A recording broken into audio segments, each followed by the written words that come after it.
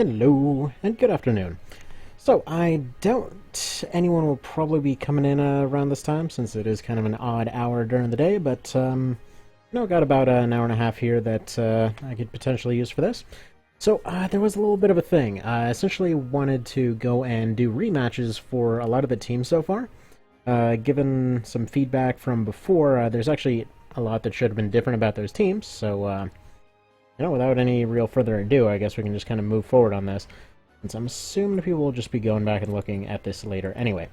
So I'm just re-stretching the window a little bit, since there's actually an odd little quirk with the emulator, that for some reason, once you upgrade to the latest version, it'll have a thing where if you have it in a bigger window, it functions a little bit better. You can see everything a little bit nicer. But if you have it in a smaller window, like I prefer, yeah, it's just going to appear weirdly blocky for some reason. So, at any rate, as far as the differences to the teams, essentially I've just gone and changed stuff, like I said, with some of Rake's suggestions. So I guess the very first one that we should probably go ahead and start with is a redo of the Knights vs. Terror Knights fight. And let me just go ahead and show what's changed here. So the overall party and units and stuff, they're the same. However, their loadouts and some of their skills have been changed to better showcase what it is that they do.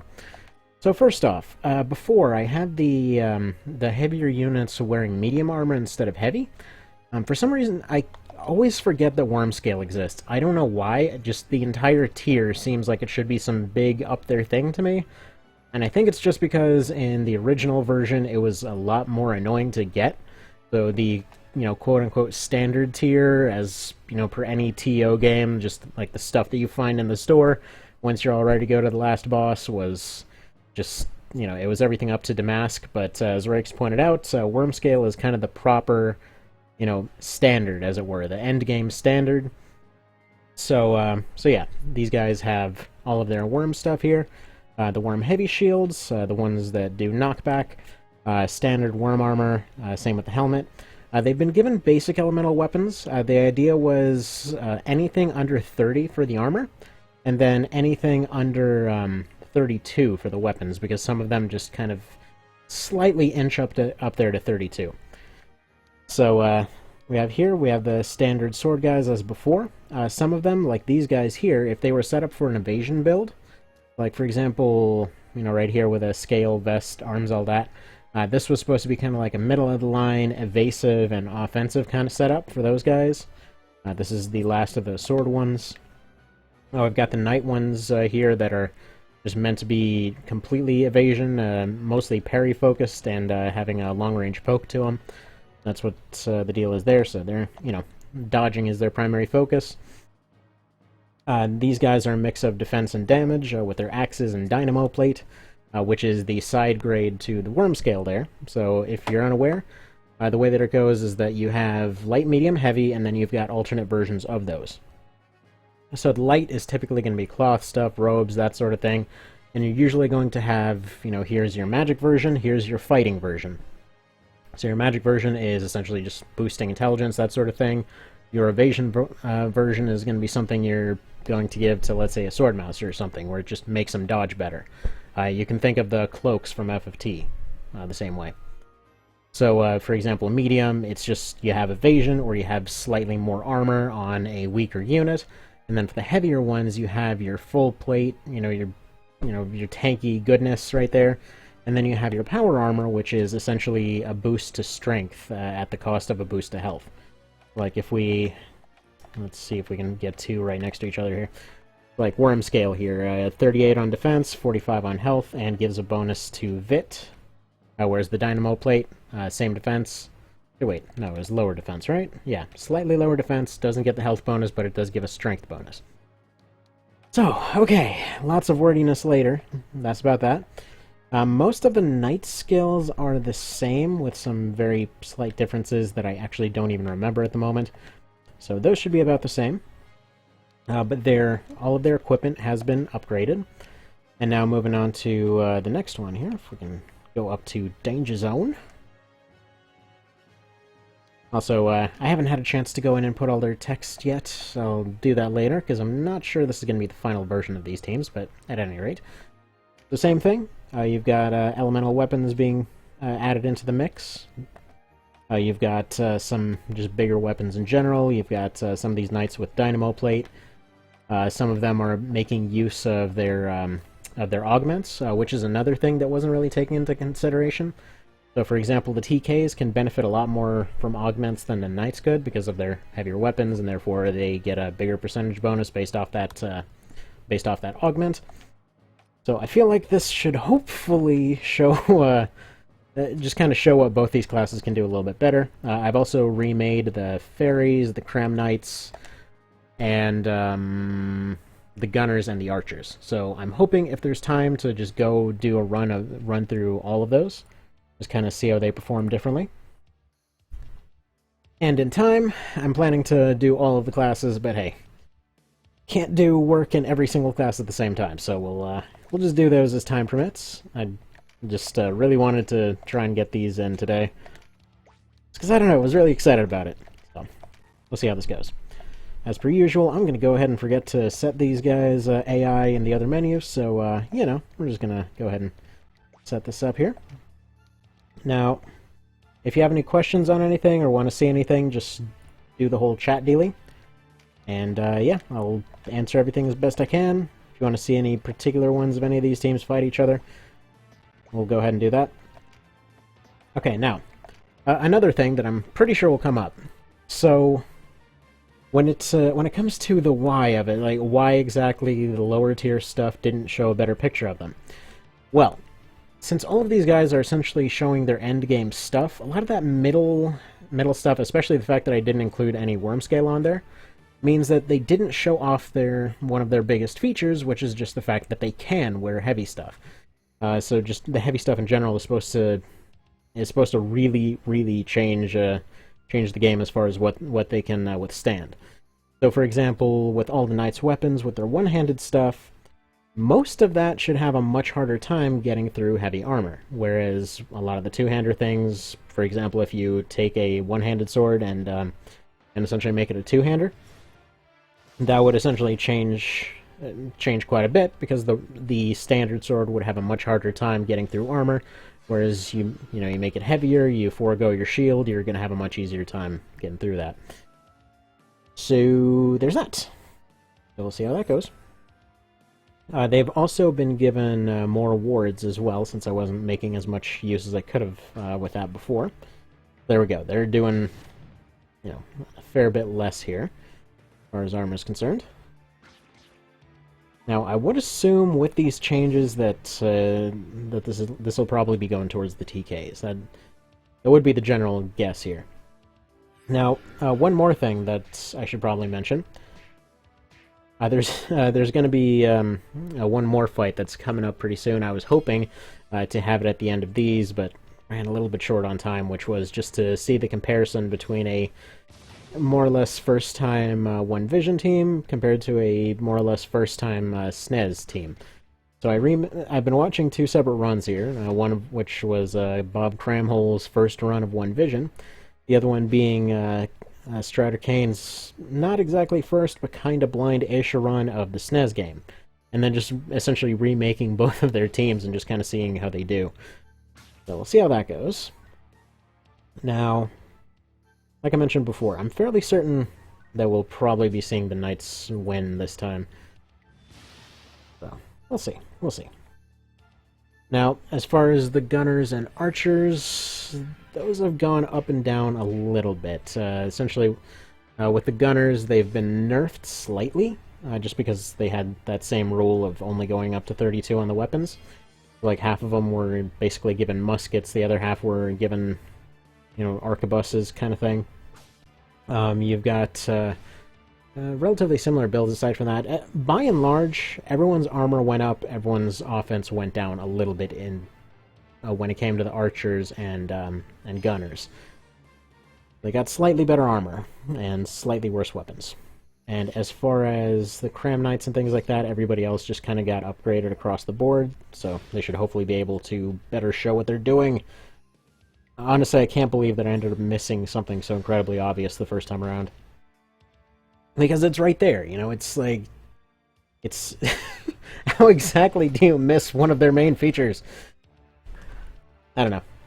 I have absolutely no idea. I think it's just because I prefer to use vests and things like that on almost everyone. This is like, even if somebody's meant to be super tanky, I just really like having evasion over almost anything else. Which used to drive my brother nuts whenever we would play games. My brother and I used to play Armored Core all the time growing up. And, okay, we had pretty much exactly different philosophies, because, as I mentioned in some other times, we basically would trade off games and whatever else. So whenever we were playing AC, he always went for this, like, really heavy, huge gun build that could barely move, and I always went for just a really fast build with just, like, a pistol and a blade, and that's it. And it wound up being this whole stalemate where I was a little kid, and I sucked and I couldn't aim, so most of the time I just missed most of my shots. And then he ended up missing most of his, because I was running around everywhere, so we just kind of awkwardly ended up trying to stab each other at the end. Like, these giant robots basically breaking out into a knife fight repeatedly. But yeah, no, it was fun stuff. So, point being, you know, exactly opposite philosophies, but I always preferred defense and evasion, he always preferred offense. We always kept going back and forth. I mean, there was this game we used to play all the time called Dink Smallwood. They made an HD version of that, which I was kind of surprised by.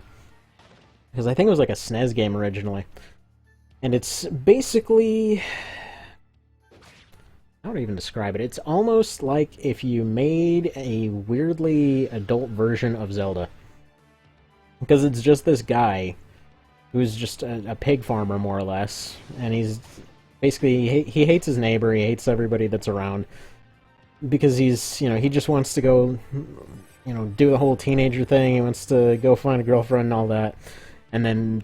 he sees his neighbor and is like, oh, this guy joined the military, and like a bunch of girls go following him, so like, man, I need to go join the military and get a uniform and all that. So he's thinking about all that and comes back, and then instead finds his house burned down and accidentally winds up embarking on a journey to save the world, and then gets nothing out of it. But yeah, no, so we always used to trade off on that. And the reason I'm bringing this up is because there were essentially a few different stats on that thing. And we would always end up getting into an argument over whether to, like, put all the level up points into attack or defense. Because I was always saying, like, defense, and then you equip all the items that make you run faster, and then you're good. You don't have to worry about getting hit by anything. He's like, well, if we put all the points in offense, then everything can just be dead, and we don't have to worry about it hitting us in the first place. So, yeah, we just wound up with this completely messed up, sort of, I guess you could say, quality build. That was pretty friggin' awful. Oh, that game's really fun, though. Oh, man. YouTube is apparently getting rid of private messaging. Well, yeah, I wonder why it has limited use when you guys can't seem to bother to actually mention that it's a feature anywhere. I kid you not, I got a message like 8 months ago, and only found that I even got that message on accident because they have a message box, but they don't actually bother to tell you where it is. It's just kind of somewhere. I remember using it all the time, and it would give you a little notification and everything. I mean, my friend and I would go back and forth on this thing constantly, and, I don't know. I don't know what they were thinking with that feature now, because, let's see, how many steps does it take to get there? Like, let's see. Open up the thing. So we go to YouTube first. Then we go to the Creator Studio. Okay, well, it's going to tell me that stuff's live. Cool. Alright, so go to the studio. Then it takes a minute to load, because I'm in a different room than usual. And I think it's community? Yeah, and then from community you go to this little tab on the left for messages. And it's like... I don't know. I've gotten some messages on there apparently that I still missed since before. But point being, if you're gonna have a feature, you might as well at least tell people that it exists, Oh well. I don't know. Sometimes YouTube feels a little bit up its own rectum, but such is life.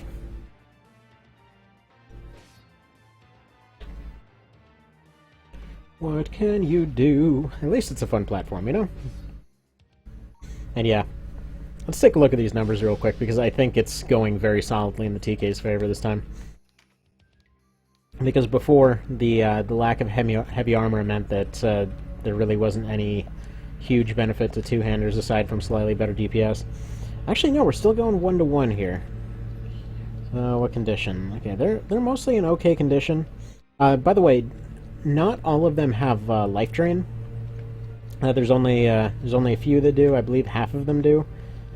Just so I basically went and purposely varied up a lot of their abilities so that they would essentially use a bigger variety of them more often. So honestly, I'd say the TKs are slightly ahead, maybe.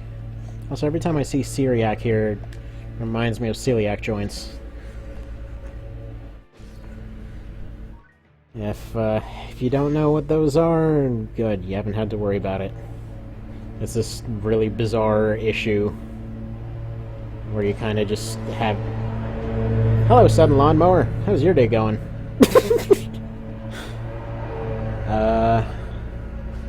Interesting. I don't know why they're mowing the lawn for a second time today, but I guess they're mowing the lawn for a second time. I don't know how loud that was, though. And they're coming for another pass. I picked the perfect time to do this. Aw, yes. And once again, Guardian Force is still just completely... Oh, hi, lawnmower. You're even closer that time. Are you done circling that tree? You've gone around it like 4 or 5 times. I don't know, apparently they really gotta mow that tree. Oh. Dang, knocked off a cliff. Okay. Lawnmower just went by the window again. I'm starting to wonder if that guy's just off for a joyride here. Oh, crap. Okay, I actually shouldn't have given that guy the procs. That was the reason I was worried about it. Well, fine. Science ruined. So, okay. Now, there's one thing that I've been wondering about that I should probably remember to ask Rakes about one of these days. Dang it, lawnmower, go away.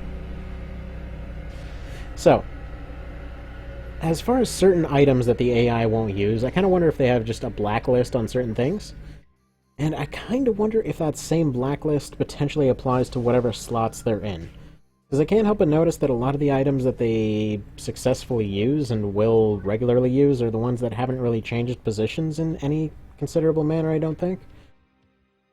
So, for example, a lot of the use attack weapons are perfectly fine. Well, actually, no, I think a lot of those... A lot of the long-term ones, I don't think they've changed position, but I think a lot of the others did. Could be wrong on that. Okay, they're trying to attack a corpse. But, for example, you know, the Reaver Ring is fine. Most of the use attack items are fine. The City Ring, it seems like they sometimes use? I can't remember. I think they do. But a lot of the other stuff they won't, and I'm pretty sure all of the other stuff got moved around.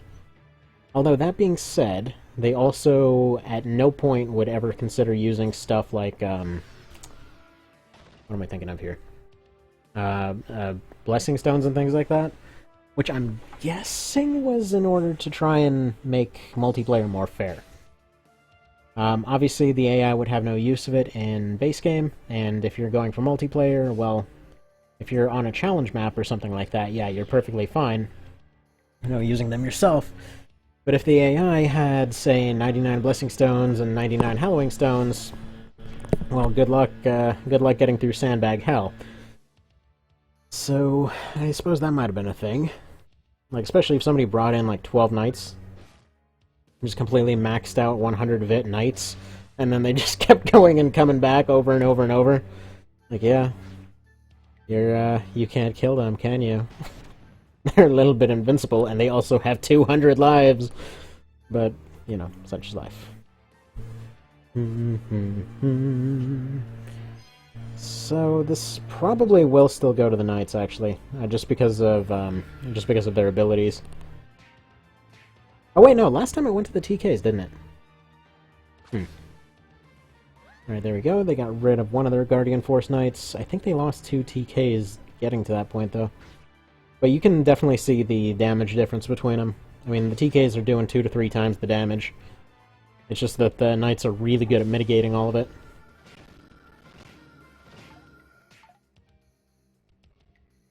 There's another one down. Alright, what are the counts at now? Because it's hard to tell in the corpse pile. We got 3 Knights down, 2 TKs down. TKs look to be winning it.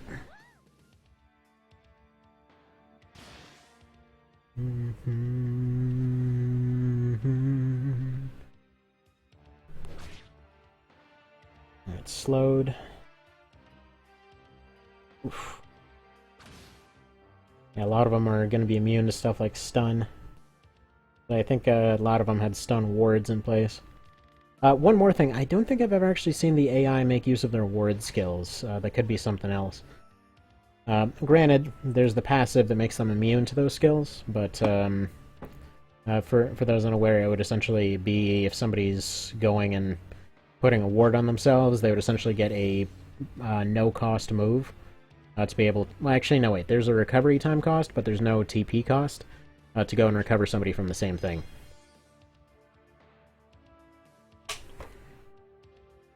So, however that works exactly. Mr. Cow has put a comment on the thing. Oh. Supposed to be refit into the hobby. Oh, whoops. Well, dang it. I'm gonna end up getting a request to redo that tournament from this morning again.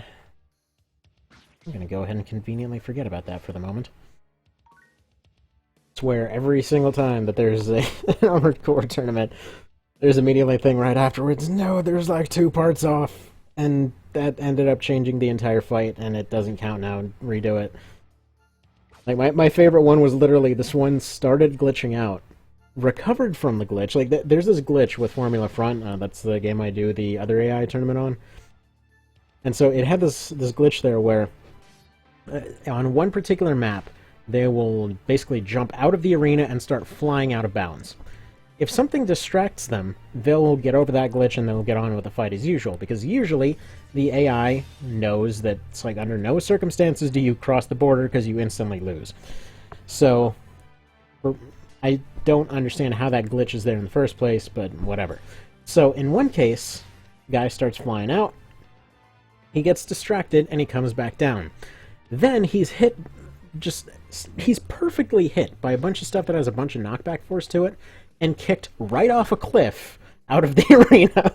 Like, he just gets friggin' punted straight out of the map.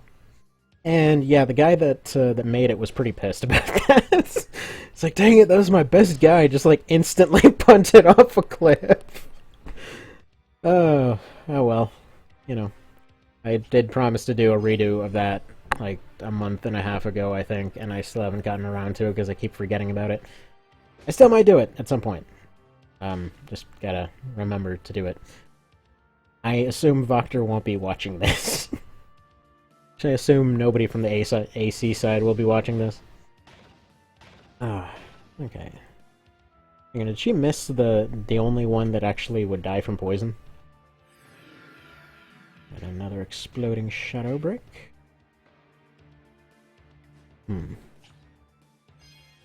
Right, you guys and your mend leaves. I think I might actually redo all of these team save files and just remove all their mend leaves. Because them things are just a massive annoyance more than anything. Well, I mean, I guess in some cases actually can be handy, can't they? I mean, there was that one archer that completely threw the fight for his side. Got shot in the face because he wanted to use a mend leaf instead of winning the fight. It'd be kind of amazing if there could be some logic put in place for them. Like to go for specific objectives, like just to really, really, really highly value the ability to knock out a unit as opposed to going and healing themselves for a pretty negligible amount of damage. Man, those shadow breaks are awesome. I love that feature so much. Like, fear me! Blunk. I think they're still dead, right? I think they're poisoned, aren't they? I could have sworn that particular unit got poisoned. Yeah, she's poisoned, so she's basically done for if she doesn't get a heal right here. Alright, they're gonna use Hearten to get rid of that fear, which is fine. It's still causing them to spend time recovering from a thing. Especially since they have to waste their turn to basically get rid of a free ability. That's one of those things that Lament of the Dead does really well. It's like, you have to spend a lot more time fixing it than it does for me to go do the thing. Yeah, that was English. That was properly done English, as you can tell. So well done. Yep. Wordmaster Supreme over here. Phalanx, are you going to stand next to it? No.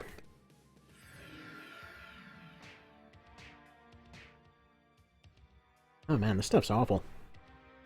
So, we go to the store yesterday, right? And there's this, we're just discussing the ridiculous amount of colors of Gatorade. And so, they obviously have dark blue, light blue, slightly darker blue, slightly lighter blue. And they came out with one here called Icy Charge that kind of looks like if you went and you took like a slightly purplish bluish shirt that like wasn't really dyed properly, and then you just like say put that in the wash and then you just collected the runoff or something. That is the only way I can describe this bizarre color of blue. I think this is just kind of horrible purple teal type situation that looks all washed out.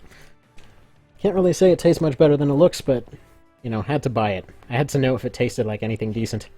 And no, it tastes about as appealing as it looks. Oh well. Oh well. Such is life.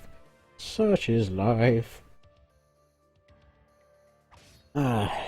So, there was another interesting request that came in. That was to see cockatrices versus golems. And I forget who that was at the moment, but I have a very strong feeling it's the guy that was talking about Ogre Battle 64. Because I space on names every single time I hear them. But yeah, specifically because apparently if you took a clay golem and you got it petrified in OB64, it would turn into a Stilton golem, and it was like you got all your promotions for golems by putting them through weird situations. Like if, like say they started as a clay golem and then they got petrified, they turned to a stone golem. And say then they got hit by, I think it was like fire while they were a stone golem, they got turned into an iron golem. And then I think it was, if they got hit by lightning and fire at the same time, they turned into a boulder golem. Vale was telling me about all these a while ago. But yeah, it's like, man, that sounds really friggin' cool. I wish they all had that feature. But instead, no, the devs were like, no, the only way to get a boulder golem is to, you know, crawl into a really deep dungeon and then rob a golem and or capture one and sell it to a store.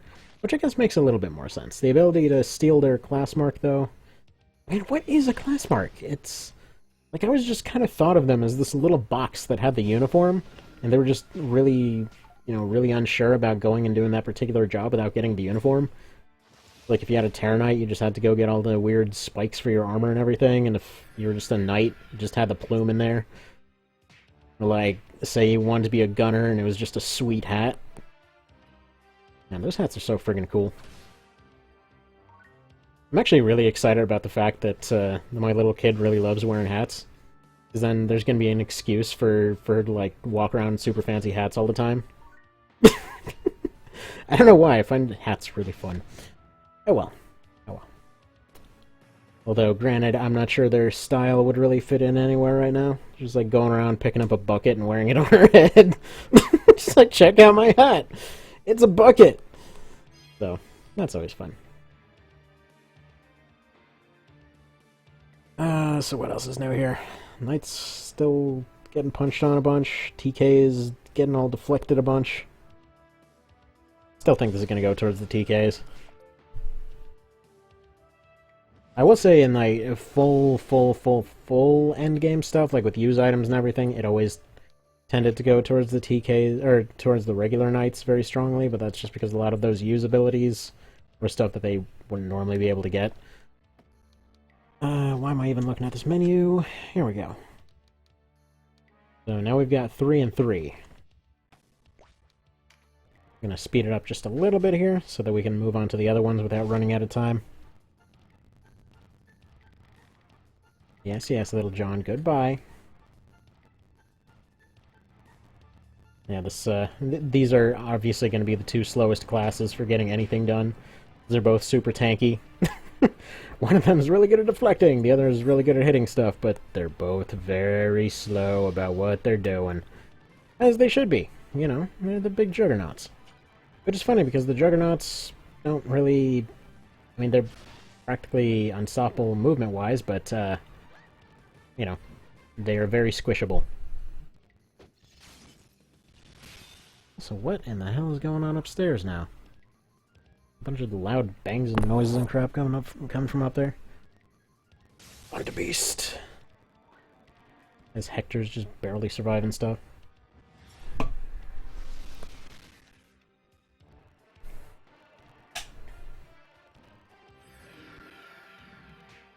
No.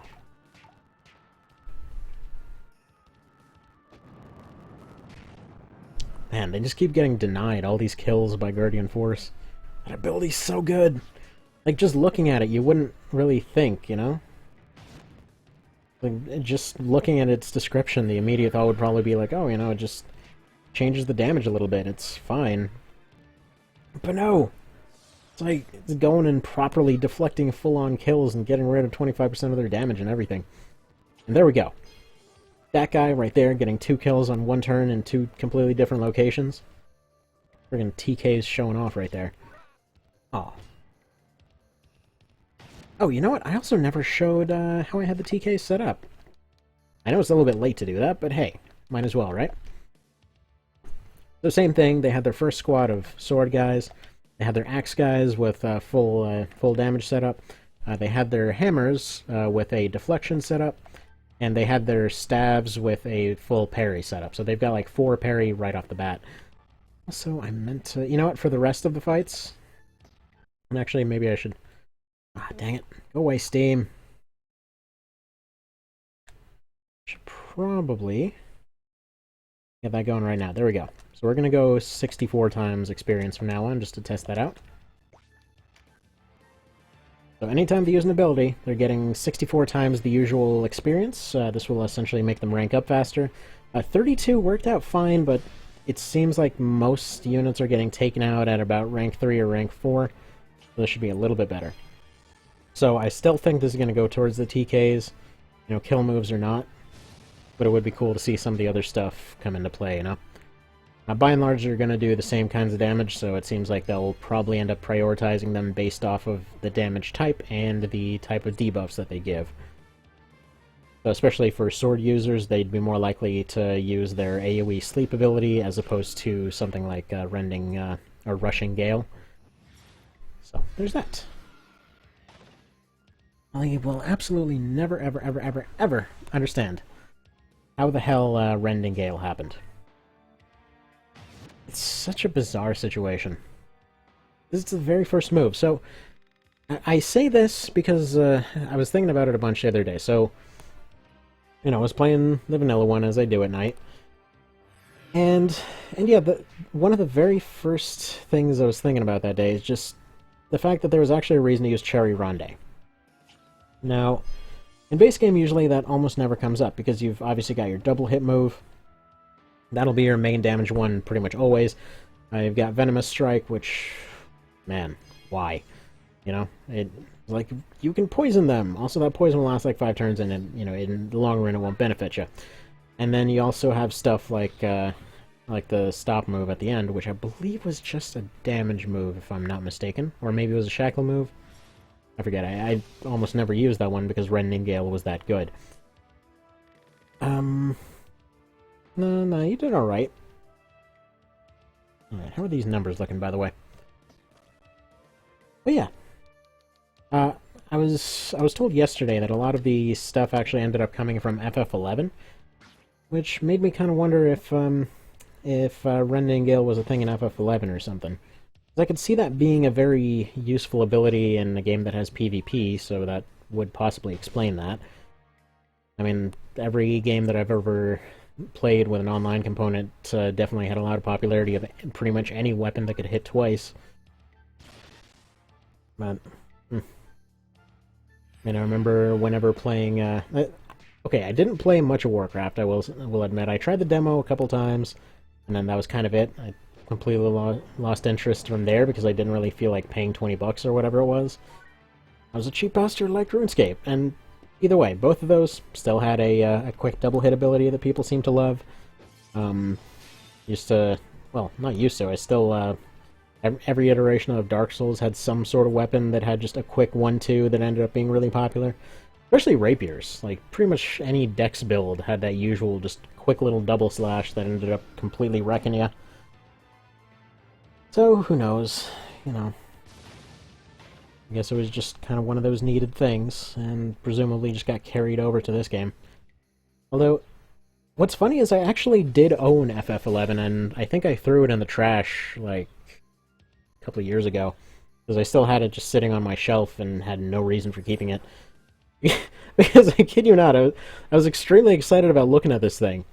And then I go and I install it on my computer, and I'm like, you need a subscription to play, and I call their customer service. I'm like, I just bought your game and it won't let me play. I'm like, yeah, you gotta pay 20 bucks a month. It's like, but that was all my money. I just spent all my money to buy it. It's like, well, sucks to be you, pay us. I think it was like 35 bucks a month or something at the time. Oh, man. I don't recall ever being so pissed at a game. Like, at the worst of times, you know. Like, maybe I didn't like a game, maybe I didn't like decisions. The two that I was the most pissed at were that friggin' FF game and Saints Row 3. Which is funny because at this point I actually like Saints Row 3, but on the time that it came out, it felt like such a dull imitation of 2. Like, they took out all the best parts that I really loved and made it all depressing and everything. I was like, aw, this isn't nearly as fun as I recall it being. But oh well. I think that was the only time I've ever gone and returned something on the same week of getting it. But well. Also, I don't know if it's the same guy that keeps coming and going here. I see the whole watching thing changing from 2 to 1 at random.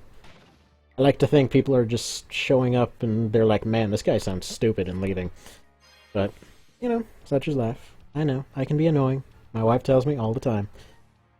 But hobby's a hobby, and I want to go test out some friggin' AI stuff right now. Mostly because I wanted to see how these would hold up, and I actually have like 7 or 8 teams that I wanted to put together before the next one. So, I was gonna go ahead and do that. Yeah, cockatrices and golems, definitely gonna happen. There was also a thing to see liches versus angels, so that should be pretty fun too. Actually, if it wasn't for One Vision, and like I still wound up doing this AI project, there is no way in hell I would ever do liches versus angels without the possibility of without the possibility of going and mass producing them. So if you're unaware, and it's a little detail that was just kind of slipped into an update months ago, but if you're using One Vision, you essentially are able to mass produce angels and liches. It's just if you get those items, you can get multiple drops of that same item. So yeah, you aren't limited to 1 anymore. Who knows what they were thinking about limiting it to 1? Because that's kind of needlessly cruel if you think about it. They're like, here's the super rare item and super rare class. You get 1. Everyone else has like 5. You get 1. You want to get another one? Screw you. You're going through Palace of the Dead again. Like, at least like 5 or 6 floors, if you already have the item. If you don't, enjoy your 30-something floors. Yeah, friggin' get back to your corner. Which is weird, because they weren't even overpowered or anything. Like, honestly, as far as Angel Knights in base game, I didn't even see a point in using them, to be totally honest. They were okay, they had some okay abilities, but it's not like they were changing the game in any way. I mean, honestly, I would prefer, like, a Hawkman Warrior or Archer or something, as opposed to an Angel Knight. And liches, I mean, they were just a more complicated warlock that could use necromancy stuff. And at that point, you know, why? Do you really need to go through all that effort to mix a necromancer and a sorcerer? Or, not a sorcerer, a warlock. I'm thinking of March of the Black Queen again. Which is weird, because that one's kind of the necromancer slash also... whatever, god. They keep changing all the names of all of them. Why does it all gotta change? Oh wait, holy crap, did the knights just turn this around like crazy? Yeah, they totally did. It's 4-on-1 now. Wow, okay. So, the knights are actually... I think they just got a string of really good moves there. I completely missed when that happened. Huh, go figure. So, with upgraded gear, it appears that, yeah, the knights end up actually carrying it through. Which makes sense, because they're essentially going and making proper use of all that extra vitality stat that they get. Not to mention they've been doing a very good job of avoiding death with all their abilities, so, you know, good stuff.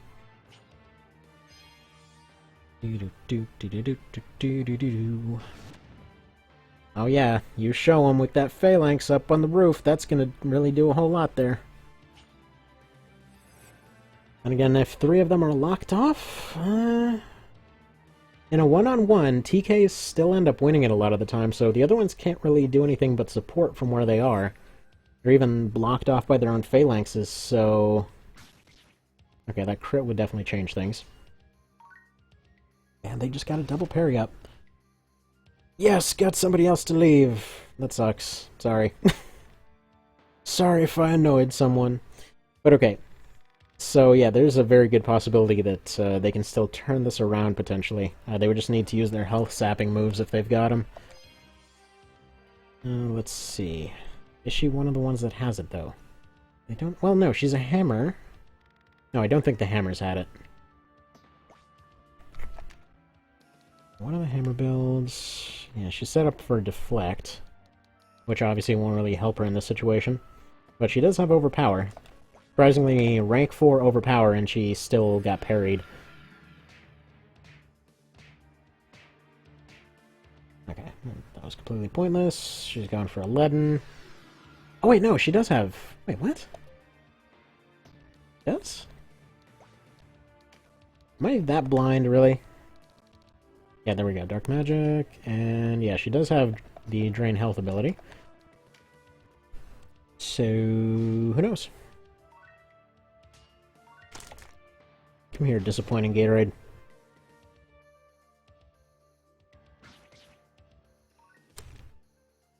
Yeah, no, it's just a matter of time. It looks like the Knights are winning it this time, then. It was very, very close for the majority of the fight, though. I just have a feeling that they had a few good hits in a row, and that's what did it.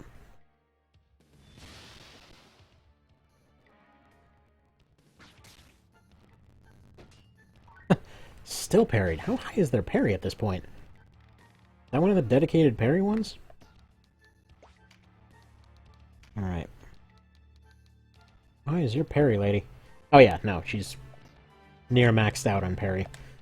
Yeah, I think I'm liking this 64 times experience as opposed to the 32.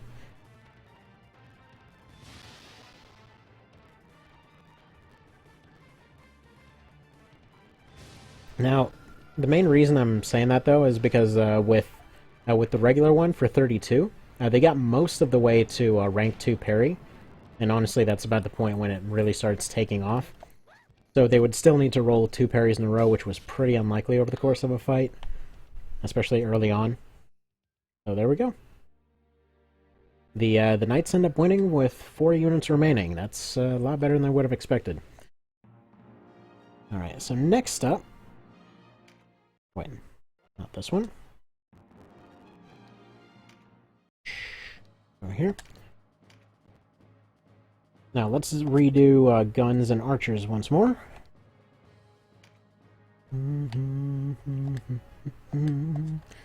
Yeah, their names have been changed a little bit. They're the Order of Gunhaver and the Shade Division. They've also been given different maps, just because the one map that the archers were using last time was ludicrously imbalanced. Quite frankly, none of the other classes could really compete on that particular map. You would just completely slaughter them in the weird meat grinder that it became, and that was it. So I tried to go for more open maps this time, tried to avoid some of the more vertical ones. Now, what's changed with these builds, I should go ahead and show here. Alright. Well, let's start with the gunners. Again, both of them are going to have pretty similar builds here. So they have Cavaliers and Jezzails. Those are actually lower rank weapons than they had last time. They've also got Scout equipment instead of Damask. So for example, instead of Nomads, they've got Scout gloves. Instead of the helmets that they had before, they've got Scout helmets, just because they improve their crit a fair amount. We've got Crucible and Scouts on the pistols here, which have been downgraded from the Dragonette down to the Petronel. And yeah, that's about that. So the gunners, by and large, are downgraded a fair degree. For the archers, they've also had their weapons downgraded to something more fitting. If you missed it before, the roll was 32 and under for the weapons, and then 30 and under for the armor. Just to make it a little bit more balanced. So in this case, anyone that they'll be fighting against, like for example, we'll be testing against the TKs in a minute, will actually have the heavy armor that they need in order to protect from these particular things. So, back to it then. Just because, as Rakes pointed out last time, there was definitely a bit of a power balance issue between the different classes. So the archers and gunners both had their top gear stuff. However, when it came to the actual levels involved, it wasn't a proper matchup. The gunners kind of drop off towards the very end there. I believe their highest tier thing is like 36 or something, and then the bows are a little bit higher. But they still get like an extra tier on their weapons. So again, the rule was basically any item that is still considered unique, that is still considered, well, not unique, I should clarify. Anything that does not become unique or end game stuff. Or rather, I'm going to keep contradicting myself because that's just what I'm going to do. Okay. Whatever they're using is essentially mid-tier kind of stuff. So, for example, last time with the bows, there's 2 tiers of elemental bows. You got your standard ones that come right after Damask and Siege and all of that. So that's kind of the nice little happy spot where everything is where it needs to be. And then you have one more after that that's kind of the, you know, this is the super version and everything else. And those are the ones that come with use moves and stuff like that. So some of them did have those items last time, which apparently shifted the fight a fair ways. Now, the thing with guns, right? So they're downgraded. Technically, they're downgraded. However, it's mostly their armor penetration that's downgraded. The guns, seemingly across the board, have almost the same bonus damage. It's just their penetration changes. So, if they end up, hitting, they're basically going to be doing max damage in both these cases. That's why a lot of their damage seems more or less the same. Whereas with the bows, you might be noticing they're putting out a little bit less here, because that kind of goes the other way. Now, once they start getting their double shots out, this is still probably going to start being a little bit of a back and forth slaughter like it was before. And if all things go properly, it should probably end up being the gunners that win this thing. We'll see how that goes. So I still don't know if that's a new second person that showed up. I haven't seen any chat come in yet, but yeah, if you want to see any particular matchups, let me know. One of the reasons for redoing these teams is because of the number of requests to see particular teams against monster unit teams, and unfortunately that whole Damask tier kind of setup put them at a very, very, very sharp disadvantage, whereas putting them in this kind of setup was going to make it more or less even. With monster units, the way that I was using them was that they were coming in with exactly the kinds of equipment that you would find in the wild. So they end up having regular rings as opposed to upgraded ones, so they're still going to be a little bit below where a player would probably have them. So there's that. Now, one thing you might have noticed with the cursed weapons is that it seems a little inconsistent sometimes what kind of damage they're doing, and that's actually working as intended. So the idea is if they do a lot of damage, their second hit that comes out is going to do very little damage, and if they end up doing a little damage, they're going to end up doing like 5 times that damage as soon as it comes out. Like, for example, that's what happened a few fights ago with the guy with the blowgun doing like 200 damage to a dragon when his regular shot was like 40. So it just kind of has a set number of just... I forget exactly how he put it, but it just has some set number that comes out afterwards. So there's that. Also, hopefully this isn't lagging. It's showing up as yellow every now and then. And as before, each team has one cursed weapon. Actually, I believe the gunners might have one, and the archers might have the crossbow and the bow, but should be about the same. And yeah, so far it's pretty much even back and forth here. They haven't broken out some of their fancier abilities, like right there, they're finally... Oh, hey! Hi there, Rakes! How's it going? How's your day been? How many millions of things have I gotten wrong so far? Because I'm assuming everything. I get everything wrong. But yeah, if I have any information wrong, I apologize. Trying to state it as I remember it.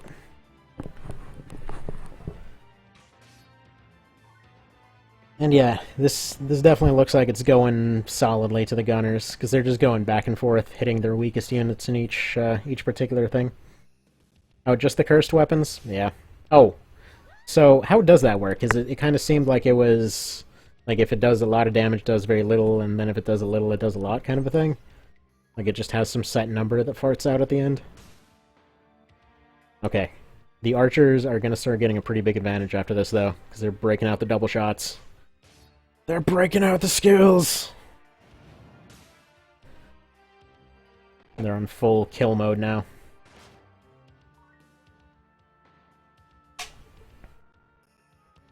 Although, then again, they can't break out their full kill mode if they're dead, can they?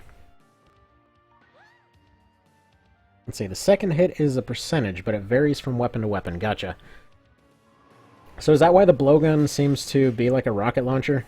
Like, it was hitting a dragon for like 41 and then 161 or something like that. It seemed really, really, really good, especially against living things. Oh man, you know what? How weird would it be if cursed weapons didn't affect undead stuff? It probably wouldn't even be possible. Oh.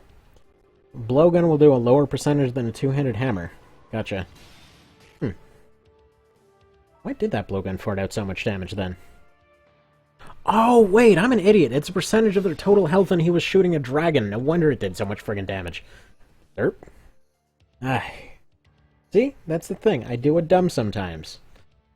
But it's fine. Don't worry about it. And this is going back and forth all over the place. Okay, let's get a full slaughter count here. Yeah, once the kill moves cut in here, the gunners lose their main disadvantage. Okay, who's still standing here? We've got 3 archers still standing to 6 gunners. Yeah, no, this is way more as it should be. Double shot or no? Oh, by the way, I did actually change one aspect of the loadout for the gunners. I was asked to set up a, not for the gunners, for the archers. Someone was asking to see one-handed crossbows represented, so there is one guy with a crucible crossbow or a silver crossbow or whatever the hell it is. I think it's silver. Silver bowgun, right? Crucible bowgun. No, I was right the other time. Now that I think about it, would making a crossbow out of Damascus steel like be better than... Wasn't that like stronger? I don't know if it was more flexible. I think it was... I thought the whole deal with Damascus is that it was practically rust-proof and just really strong or something. I don't know how it would work for a ranged weapon now that I think about it. I'm actually gonna have to look that up later. I need to know my metallurgy. Oh, okay. So, on double checking, formula did a dumb to blowguns deal 15% and it should be less. Okay. That makes sense, because Laguna was just rocking the ever-loving Christ out of dragons for some reason. Which, speaking of, I should probably go and remake the FF8 team to suck less, because they kind of got kicked in the friggin' anus pretty hard. Gonna redo that at some point. Oh yeah, I forgot to automate messages again. It's okay, I have a finger for doing that. Gonna manually automate it. Yeah, I think it's safe to say the Gunners won this. They don't really have a chance to throw it. Oh, there's Quill Rain! There we go. Oh, that's cool looking! Oh man, that's really cool looking. Okay, I didn't know which kill move that was last time. That's awesome! Man, good friggin' job on that. That's amazing. Seriously, I kept looking through all the weapons, I couldn't figure it out. I thought it was like a whip ability for some reason. Um, yeah, that's really cool looking. Not to mention it shoots in a straight line. Actually, you know what that reminds me of? I think I mentioned this before, but there was this scene from The Expendables it's just like this guy with a shotgun just like blowing his way down a hallway, and you just see like a bunch of guys and limbs and crap flying down that hallway. You don't even see him shooting. It's just like, and you just see stuff flying down the hallway. Man, I want to see that with a two-handed crossbow now. Okay, so Gunners won that without any question. So now, the next one that was asked, looks like I still have, like, 20 to 30 minutes depending on stuff. Depending on if Kiddo wakes up, although she's been quite nappy lately. So if this suddenly goes silent for the rest of the fight, that means I gotta go do dad mode. If not... Actually, wait, no, there was the Selena Mosquitoes that wanted another run, too. I think I saved their new version, right? No. I apparently did not. Why didn't I? Oh. That is because I can make a new one right here. Oh, boy. Oh, wait, right, no. I'm pulling a dumb here. I have Steve's team saved in the very final slot of this other one here. Alright, so let's see, the Cram Knights. Oh, hey there, Pro Cow. Yep, just finished off the other tourney a little bit ago. And sorry for messing up one of your dudes. That seems to happen every single time. Alright, so here's the setup for these guys. So, we've got the evasive, fisty, punchy sort set up right here with their usual 3 different elemental weapons. We've got the stabby, evadey, tanky sort right here. Again, just kind of heavy evasion, I should probably say. So vigor, heavy armor, greaves, heavy shield, stabby, pokey dealy. As well as I've got the very last squad set up with all of their two-handed weapons. As well as one katana full-blown parry build right here with also evasion in mind, with the idea being that they would be very good at potentially shutting down TP. So we'll see how that works out. So we've got two-handed axe, two-handed sword, and two-handed spear. And yeah, this is technically the 3rd TO stream? Actually, wait a minute, yeah, this is the first one you've made it to. True. Alright, so, wanted to see them versus the Danger Zone! Let's do that redo here. So, same team as before. I'm still gonna say this is probably gonna go towards the Terror Knights. So, by the way, Cow, since I know you haven't played this before, this is the same game that I sent you, but with the mod. So basically, all of this stuff is rebalanced, but this is just an idea to... Oh, whoops. A lot of them don't seem to be wanting to move. But this is basically a full-blown rebalance of the whole thing that had changed a whole bunch of stuff, and the guy that made that mod is here, so that's Rakes. And so he gets to say when I screw everything up. Usually sleep, cows need 69... How do you know all of these cow facts? Like the other day with the Aurochs, I had no friggin' idea. Like I've known about that name for FFT or FF10. So the team, the Aurochs there, the Besaid Aurochs, apparently it's actually a type of cow. Like of all the things, I would never have expected that. But yeah, go figure. They're named after a team of cows, even though they're like a tribal island that has no cows to speak of. I guess the idea is supposed to be that they suck so bad at their game that they might as well just be floating cows? At which point, why didn't they call themselves the manatees? I don't know. Disappointing Gatorade. Yeah, we'll say, if you ever see a horrible, purpley, sort of bluey Gatorade called Icy Charge, it's not very good. Can't really say, that was $1 well spent. It was definitely on sale for a reason. Ah, well. But yeah, so Rakes, I actually had an experiment that I was working on out of curiosity. So I put together Strider Kane's team from his SNES run, and I'm also putting together Bob Cramhole's team from his first One Vision run, and just gonna see more or less how they end up like fighting each other. So we'll see how that goes. Oh, there's actually a species of extinct cow?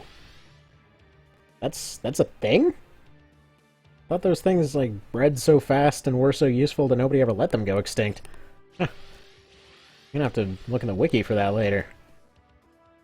But for real though, how do you just know all this cow stuff off the top of your head? Okay, so we got an evader that made it up to the front.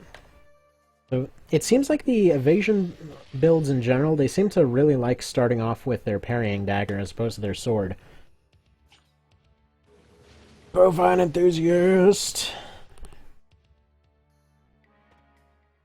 But yeah, it's amazing how many cow builds he's made. Oh, by the way, don't forget to send me that that FFT team, because I'm actually looking for a few of those to test them out. Uber cows, I heard they went extinct in medieval times. Yeah, maybe that's what it is. Maybe that's why none of the leather armor survived. They killed them all to make leather. Which is funny, so...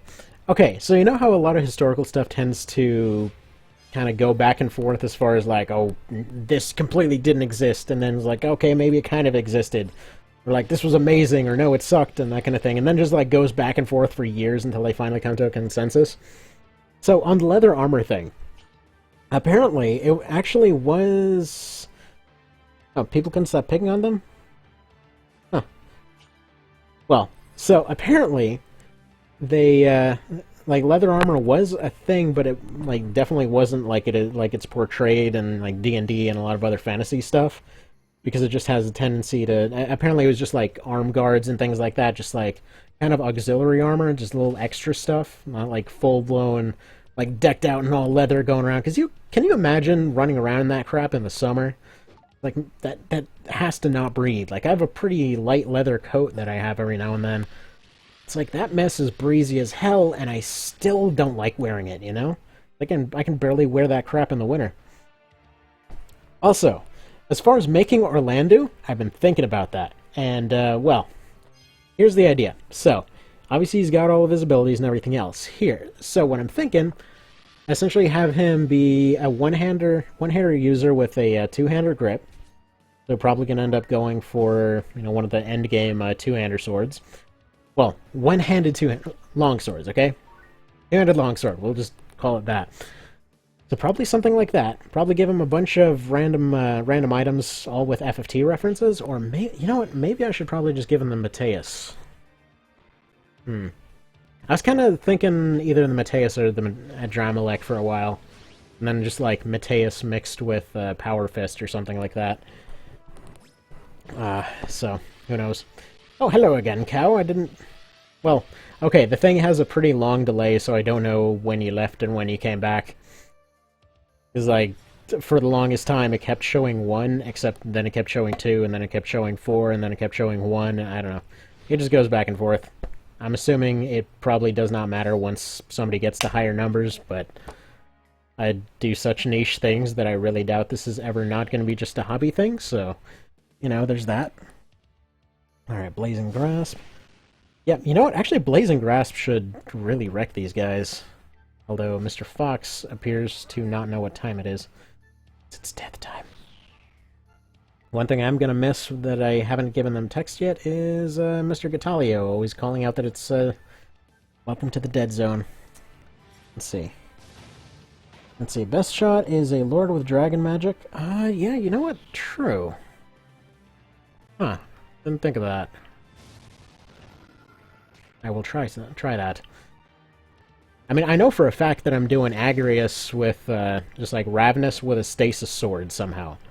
I don't know what exact thing I'm going to give her, but I know for a fact that she's using a stasis sword and it's going to be her. I know that for, what's his face, Mustadio, I'm definitely going to go with, why do I always forget his name? You know exactly, Lindel, there we go. There's an Excalibur in the game, it just goes by its original name. Yeah, that's true too. Could use that. But also, well, what ability does Notos have again? Here, PSP, I know you're like on 20% battery, but I gotta take a look at these abilities real quick. This poor thing. Friggin' held together by tape.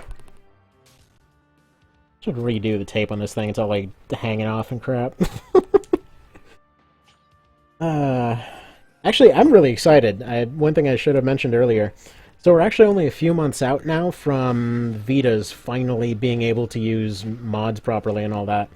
So there's actually, what's his face, The Flow, who came up with a fix. Oh! That has a haste. Okay, interesting. Okay, then I almost definitely have to use that. You're right. Let's see, led by race was... You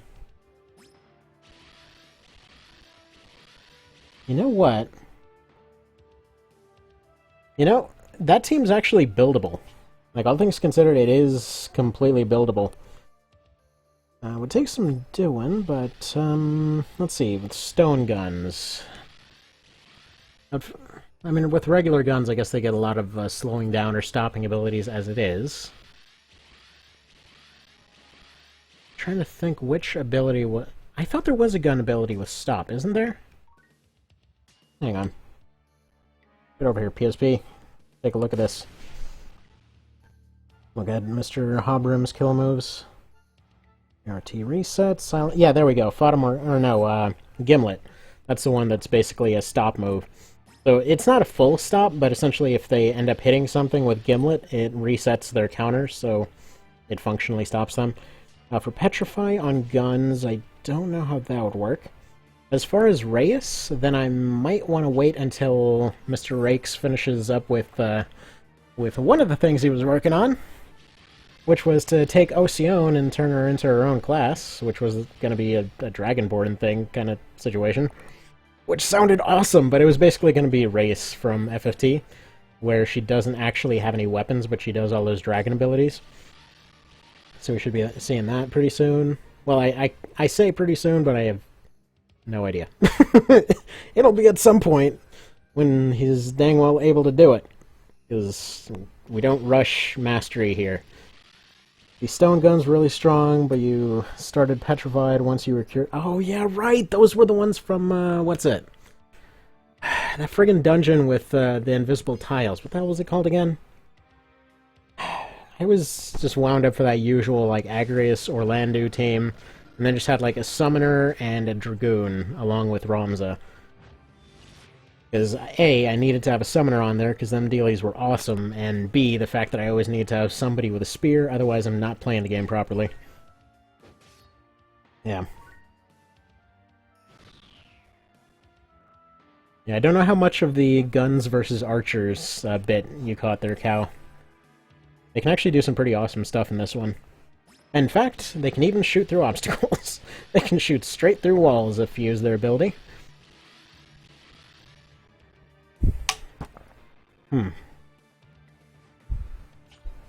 Oh yeah, right, I got this PSP out to go take a look at their abilities, and then didn't quite do that. Alright, let's see. Mr. Excalibur. Where are you? Oh yeah, the Caliburn. Yeah, that's Speedstar, true. So can probably use that. I don't. Then armor-wise, you know, I can probably change Hobrim into him also because he looks so much like him. Let's see. It counts as a one-hander. What if I? Actually, what if I set him up as a Terror Knight? Because if they have Thanatos armor. Yeah, Terror Knight with Thanatos. Then he'd be able to do the health drain thing right off the bat, too. Actually, no, wait, then he can't use the Caliburn. Derp. No, as a warrior then. As a warrior, then he would be able to use that, but would he be able to use his other moves?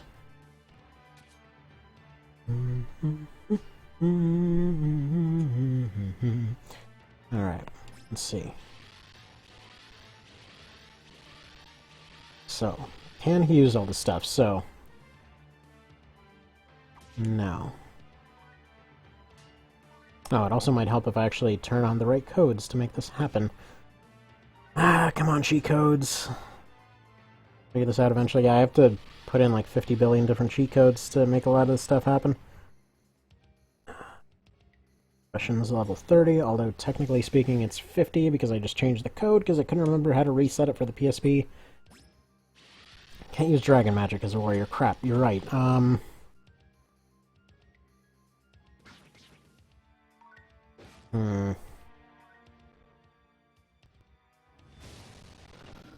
Well, darn, fine, I'll do that with Denim. So...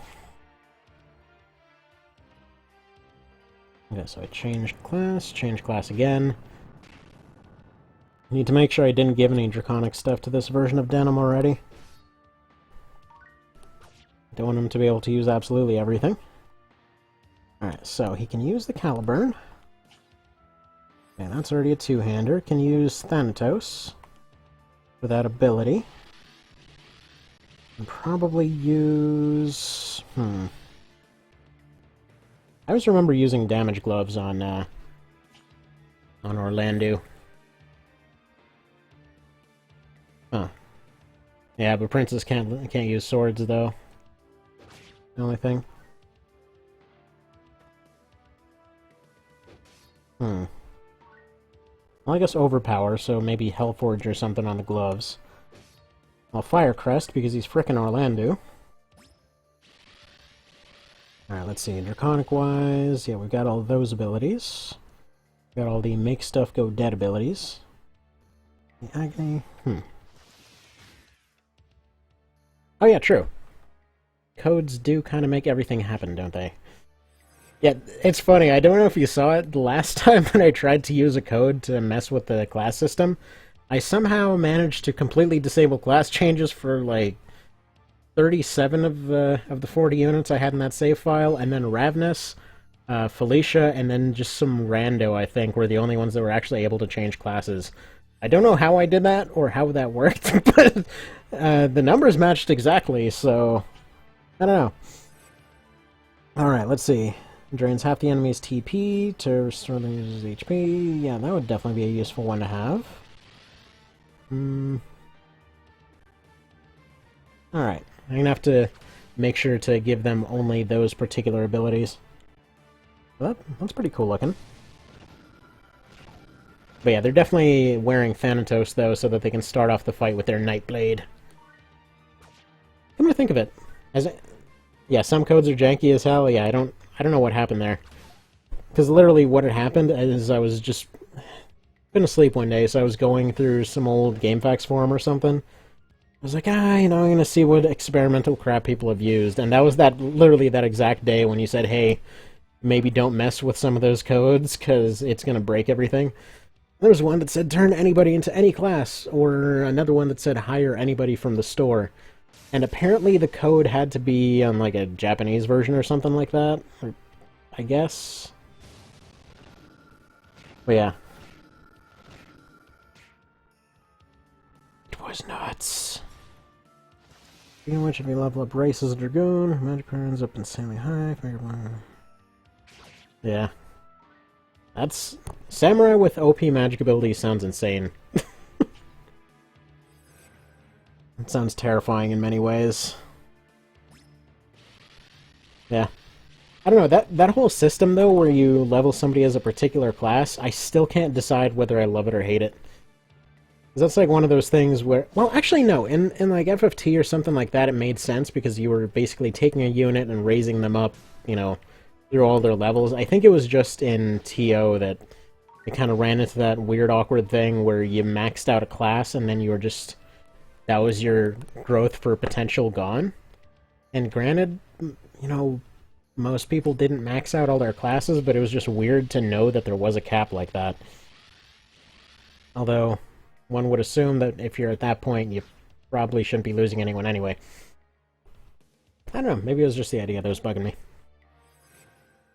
Still though, playing a base game, I was absolutely dedicated with this last IM run to try and make a warlock that was really good with a knife. So I had these two warlocks just going and changing classes into like anything that got a dex bonus pretty much. Was leveling up as ninjas, was leveling them up as rogues, was leveling up as archers, and then just kept putting them back as warlocks. And just kept doing this over and over to the point that they can actually do pretty surprisingly decent damage with just friggin' boulder knives now. It's kind of stupid. But yeah, still fun though. Like they literally can just sometimes shank harder than they can mage, but even still, way too much effort to make them okay with a knife. Yeah, I vote for hate of some units would suffer if you didn't know about growth rates. Yeah, true. I mean, it would have been nice if they mentioned it at some point. Oh, is that why? Is that why Ogre was so squishy? I actually didn't know that she had a squishiness factor, but yeah, no, I always know that she used to get knocked out all the time. Didn't really think it was that, though.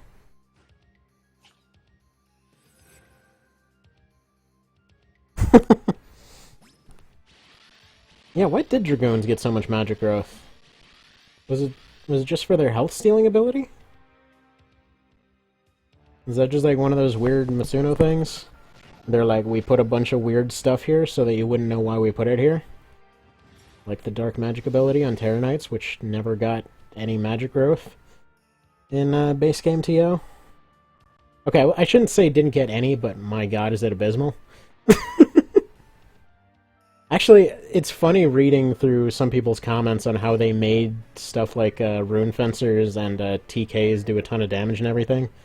So, like, if you go and you take a Rudlum and you give him all the intelligence cards and max out his intelligence and everything, and then you do all this other stuff, then he's a really good Rune Fencer. It's like, or, and here's another idea, you give somebody a hammer and they just whack that thing dead instead. It was just funny. Weirdness like Monk as a class having high attack power of mediocre attack rates. Yeah, that's why I usually end up going and buying a bunch of their abilities. I think I usually went for, let's see, Hamido, their revive ability, and their heal ability. So Chakra, I think it was just Yell, and then Hamido, and then just pop that on pretty much anyone. Especially Ramza. If he wasn't punching stuff, something was going wrong. Oh man, 25% hit! Not to mention if it makes sense, and if yeah. I don't know, I can never really think of a place where it was exactly straightforward. Like, I think FFTA is the only time that I honestly felt like it didn't matter, because there was enough looseness to everything that it just seemed like stuff happened on its own. Ooh. Okay, seems like they just got revenge for that 25% kill with a crit kill. I think what they should have done is probably something similar to what Fire Emblem does, where they level up a class and then you maybe have some slight randomness to it, but essentially they just bring up the stat sheet and they're like, hey look, your dude just got some health or got some casting ability or something, and then, then you know what they're doing, then you know what they're up to. Yeah, Orlando was god tier. He was probably the most...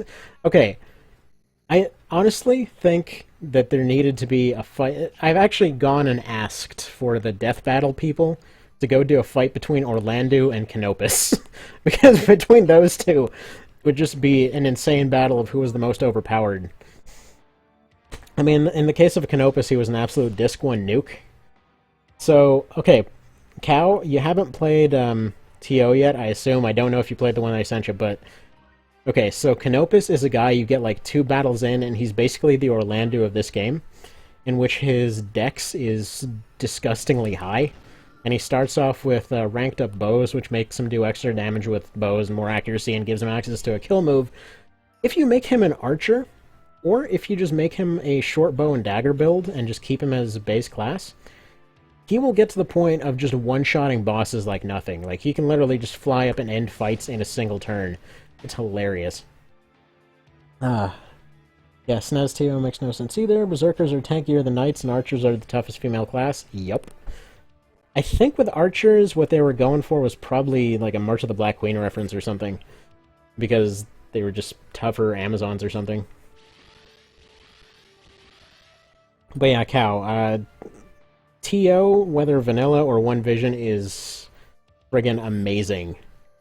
And just as soon as I find an extra chip lying around, I will friggin' send you the One Vision mod. Because it's so good. Like, it's just friggin' amazing. But I would advise, like, since you already have it there, just, you know, try that one. Especially if you're used to stuff like leveling up classes as different classes, then, you know, you'll at least understand a lot of that stuff.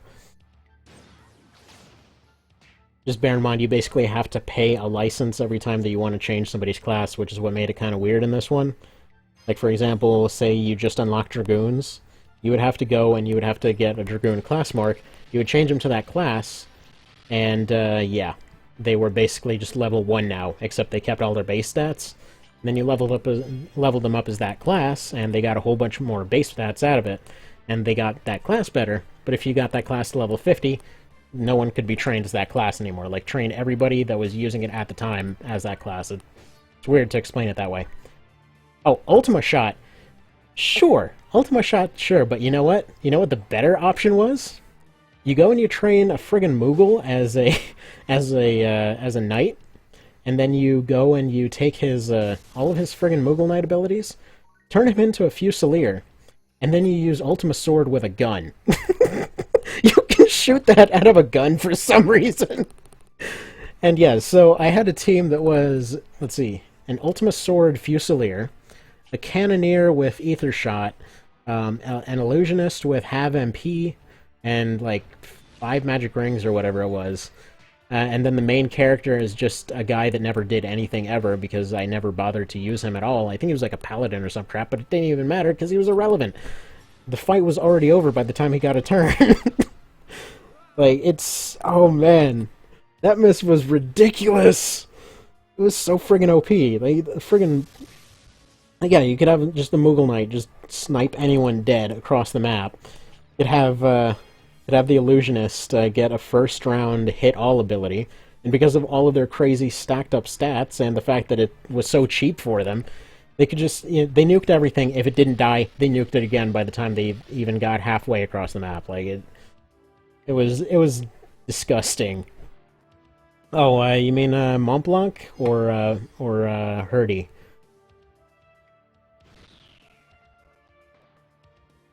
Because both of them join you. And both of them are amazing. Although Herdy with the Bard abilities is really good.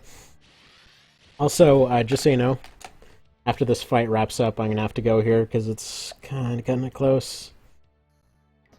Kiddo's not up yet, but still. Yeah, it looks like the TKs are winning it, so there's that. Man. Yeah, Rakes, you weren't kidding. When I went and changed stuff here, it really changed stuff around. So Warriors, even with all their evasion, just can't really keep up with all the debuffs that the TKs put out by the looks of it. But the TKs can't really kill off Knights with their full vitality either. So probably going to go ahead and do Knights versus Warriors in the next one to see if their evasion lets them chip down the Knights. Twin sword using Hero's Companion?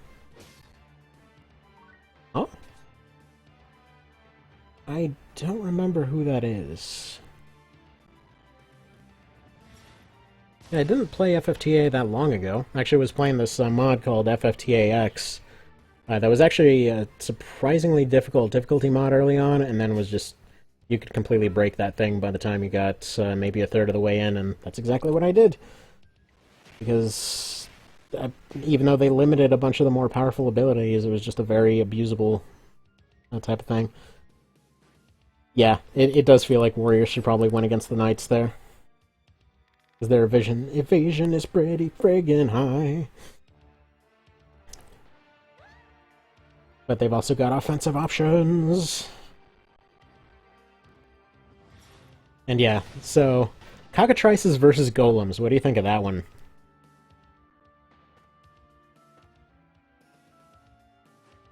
7th Saga mid? Oh, a mod? Yeah, probably. You know, actually, that's a thing. If that's a thing, I need to go take a look. Oh, wait. I think I have that mod, actually. It was just like a hard mode version of 7th Saga.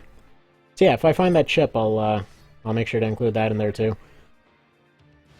Because yeah, I think I have that lying around. I've just never tried it, because I was meaning to do that first run, and then forgot. And then just kept forgetting, and repeatedly kept forgetting. And we'll just assume everything succeeded and there were no problems from there on out, and maybe the guy just kind of gave up the whole thing and retired. Yep, there we go. Mr. Phil Collins decided to retire out of trying to take over as king of the world. That game's really fun, though. Actually, you know what? Dude, I should remake the 7th Saga team in this game. The Cox versus Golems. Likely gets stone locked. Well, I suppose we can see. Yeah, I think he was meaning to do an OB64 reference with that request. And then let's see. The other request was Liches versus Angels, which that one's probably going to take the majority of the time over the course of the next few days to actually set up.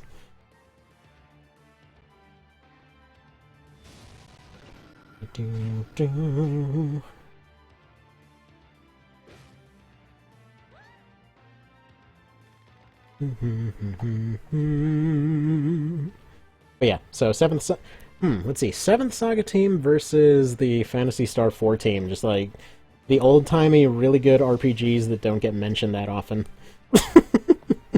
That'd be interesting. It's actually funny because I remade a couple characters for the Iron Man run from Phantasy Star 4. And yeah, looks like the Warriors are getting a little bit crushed here.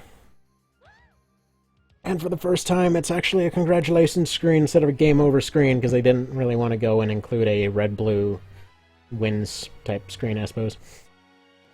Congratulate! It's funny, I have this Slide Joy app on my phone that just basically like pays to put ads on the front of your phone. Ooh, Star Ocean versus Wild Arms? Oh, that'd be a cool one. Alright. Gonna have to remember all these. And yeah, there was another one that I haven't done yet. There was also Chrono Cross versus Chrono Trigger. There's that too, and then to see a Resident Evil team versus Nibith, they'll probably just make a Resident Evil team and have them do the actual Nibith fight. That's probably an idea. But alright, so thank you guys for coming. I do have to get going at this point. But hoping to do another one soon. Would be a bitch to set up, yeah. But you know what? It's fine. I enjoy setting up teams. It's what I just do for fun as a hobby. So we'll see. Alright. You guys have a good one. Thank you again, and have a good evening. Well, I guess afternoon, because it's not quite evening yet. To some of you, it might be evening. Anyway, thank you for coming. See you next time.